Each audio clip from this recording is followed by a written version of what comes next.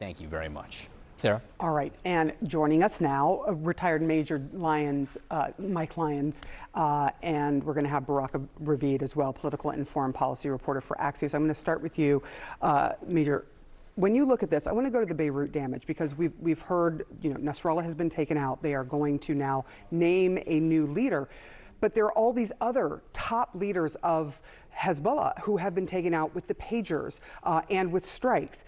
And so how damaged is Hezbollah at this point? How much trouble are they in? Very significant, Sarah. Look at this damage here. I mean, these casualties must be off the charts. When you think about the level of attacks here, bunker busters, not only did they get the leadership, they got the lieutenants, the second and third team level members. So it's significant. There's no question about it. And then also that the communications with the pagers and the walkie-talkies takes out another whole layer. So they've been seriously decimated at this point. Now, again, they still have capability. And let's hope, Israel is not going to take, advantage from an overreaching perspective, thinking that this is now over anytime soon. Hezbollah still has tremendous capability. All right, Barak Ravid, I'm going to go back up to this map where we are now hearing and seeing that Israeli troops are amassing on the border. What are the chances you think that they will actually go in to Lebanon? I think the chances are very high. I hear from Israeli officials that it could be a matter of days. The Israelis already have enough forces on the border to at least start a ground invasion that will be focused on the what's called the first line of villages on the Lebanese side of the border, where the Israeli military believes there are quite significant Hezbollah military infrastructure, either outpost tunnels, missile launch positions. And the idea is to go to this first line of villages to quote unquote, like from what Israeli officials say, quote unquote, clean it up, and then either go back or stay there as some sort of a, security zone, at least temporarily. All right. Major, I'm just curious, how much further, when you look at sort of the region, how much further can Israel go without Iran deciding to engage itself directly?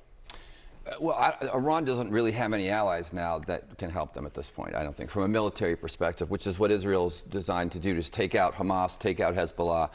They fired at the Yemenis, they fired the Houthis down there. We've seen those rockets there. So Iran is really out of, kind of magic wands when it comes to having allies in the region. So the next, the expansion of the conflict is Israel attacks in Iran or Iran attacks in Israel.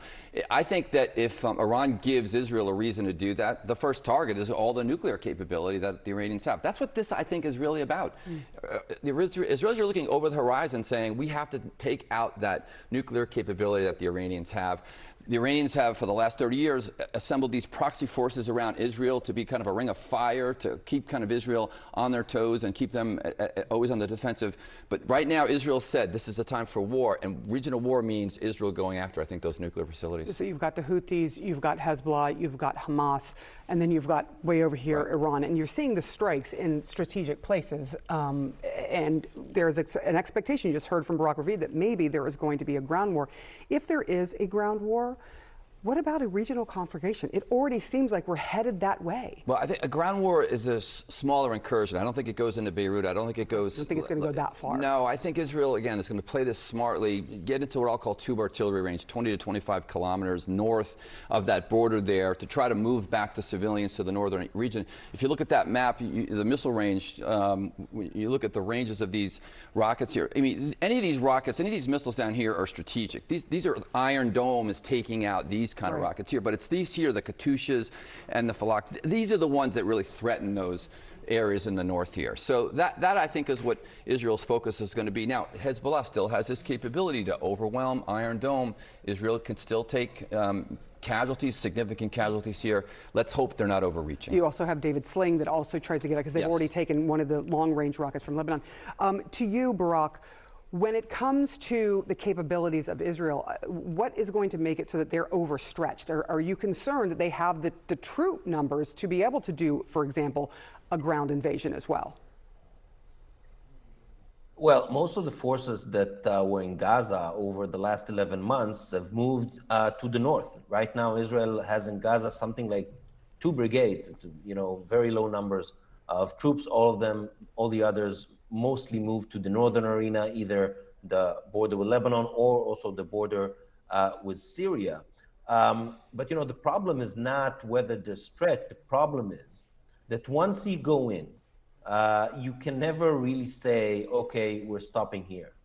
In 1982, when Israel went into Lebanon, first it was supposed to go up to the Litani River, which is something like 10 kilometers from the border. Then it turned into 40 kilometers from the border. Eventually they reached Beirut, and Israel stayed in Lebanese territory for almost 20 years with hundreds of Israeli soldiers killed in the insurgency that took place there, and the power that did this insurgency was Hezbollah. So we can already learn from history that once you go in, you have a real danger of staying there for a long, long time. All right, I know the 2006 war lasted, I think, something like 34 days or something like that. Major Mike Lyons, thank you so much, as to you, Barak Ravid, for that great analysis. Appreciate you both. Kate? So the Pentagon